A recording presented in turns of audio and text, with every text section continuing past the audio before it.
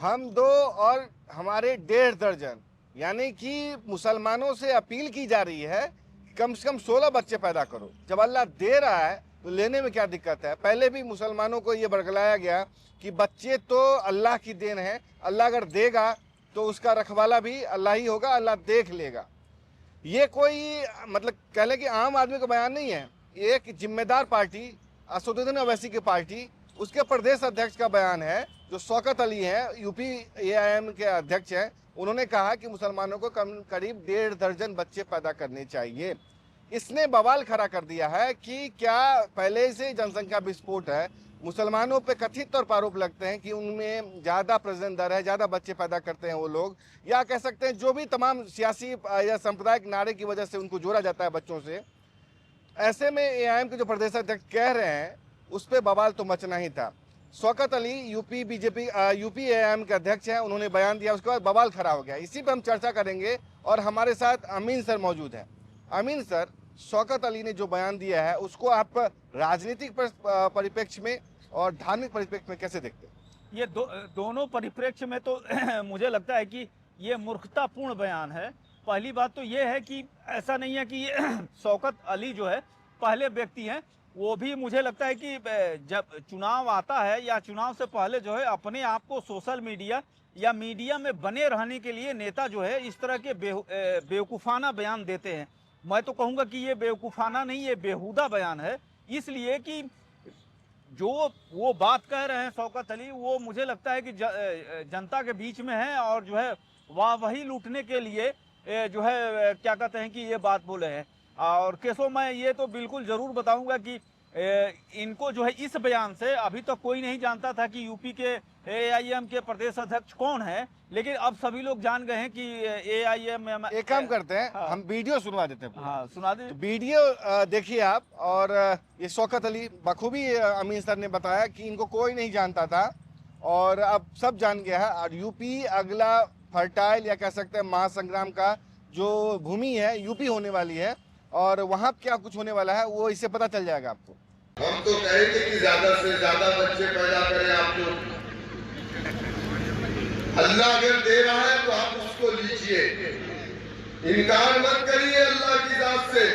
जिनको नहीं होता कोई चौखट नहीं बचती जहां जाकर के अपना माथा ना टेके कि अल्लाह मुझे भी साहिब औलाद कर दे। और मैं ये भी सुनिए, जब तक दे रहा है जब तक लेते रहिए। लोग थोड़ा परेशान तो है कि हमारी आबादी बढ़ रही है। अरे देश की आबादी जितनी ज्यादा होगी देश उतना ही मजबूत होगा।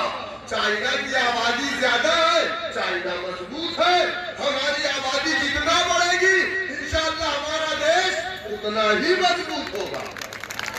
तो हम तो आज से एक नारा देंगे कि हम दो और हमारे 2 दर्जन। जो लोग शादी नहीं करते वही लोग ज्ञान दे रहे हैं, कह रहे हिंदू भाइयों 4 बच्चे पैदा करो। हम तो कह रहे हैं हिंदू भाइयों 4 नहीं 14 बच्चे पैदा करो ताकि हमारा देश और मजबूत हो। तो देखा आपने किस तरीके से शौकत अली मुसलमानों से अपील कर रहे हैं कि 16 बच्चे पैदा करो, अल्लाह दे रहा है तो लेने में क्या दिक्कत है।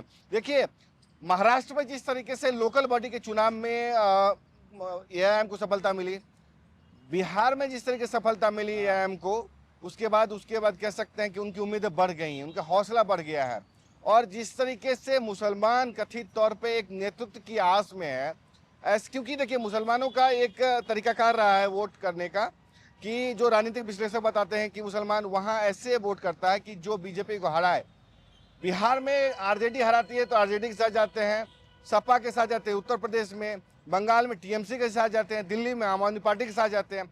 ऐसे में असदुद्दीन ओवैसी के लिए जगह नहीं बचता है, इसलिए असदुद्दीन ओवैसी चाहते हैं कि इसको बढ़ाया जाए। क्यों अमीन सर, मैं कुछ गलत कह रहा हूँ? नहीं नहीं, बिल्कुल सही बात है। लेकिन ये एक तरह से नहीं है कि सिर्फ एक ही आदमी इस तरह के मूर्खतापूर्ण बयान दे रहा है। इस तरह के जो है काफ़ी जो है बीजेपी और विश्व हिंदू परिषद या ऐसे लोग हर जगह हैं जो इस तरह के बयान देते हैं। जबकि समझना ये चाहिए कि जो समाज में आज महंगाई है, जो समाज में आज शिक्षा का जो बाजारीकरण हुआ है, स्वास्थ्य का जो हाल है हमारे देश में, उसके बावजूद अगर आपकी स्थिति ये है तो वो तो जीत जाएंगे, वो तो विधायक बन जाएंगे या उनकी पार्टी हलवा पूड़ी खाएंगे, लेकिन उनके कहने पे जो लोग इस तरह के काम करेंगे उनकी क्या दशा होगी, ये देखने वाली बात होती है।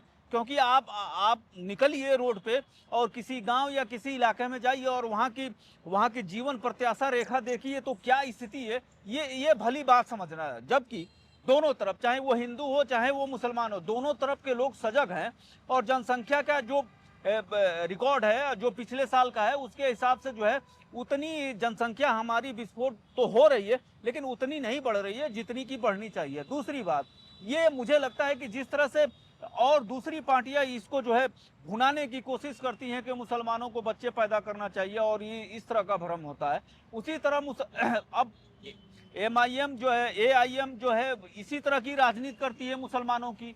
तो उनके नेता को लगा होगा कि अगर मैं इस तरह की बातें करूंगा तो हमको फायदा होगा, बस इसी वजह से मुझे लगता है कि वो इस तरह के भड़काऊ बयान दिए हो। बिल्कुल, शौकत अली ने जो कुछ कहा है उसका आने वाले दौर में या आने वाले चुनाव में क्या इम्पैक्ट होगा देखने की बात होगी। लेकिन अमीर सर ने बखूबी बताया है कि किस तरीके से शौकत अली को कोई नहीं जानता था। शौकत अली इससे पहले नेपथ्य में थे। AIM किस तरीके से चुनाव लड़ रही है, क्या एजेंडा है, उसको भी कोई नहीं जानता था। लेकिन शौकत अली के इस बयान से कम ये बहस तो छिड़ी गई कि AIM मैदान में है। चलते चलते अमीर सर आपसे ये जानना चाहेंगे कि अगर ओवैसी वहाँ पे दमखम के साथ चुनाव लड़ते हैं, जैसे कि पूरी संभावना है, वो नहीं चाहते कि बीजेपी की बी टीम कहलाएं, और कहलाएं भी तो वो अपना मैदान क्यों छोड़े। वो ये कहते हैं कि हम क्यों छोड़े अपना मैदान, तुम छोड़ो। तुम कांग्रेस कितनी बार बीजेपी हरा पा रही है, जब तुम नहीं हरा पा रहे तो किस मुंह से तुम ये कहते हो कि मैं बीजेपी की बी टीम हूँ।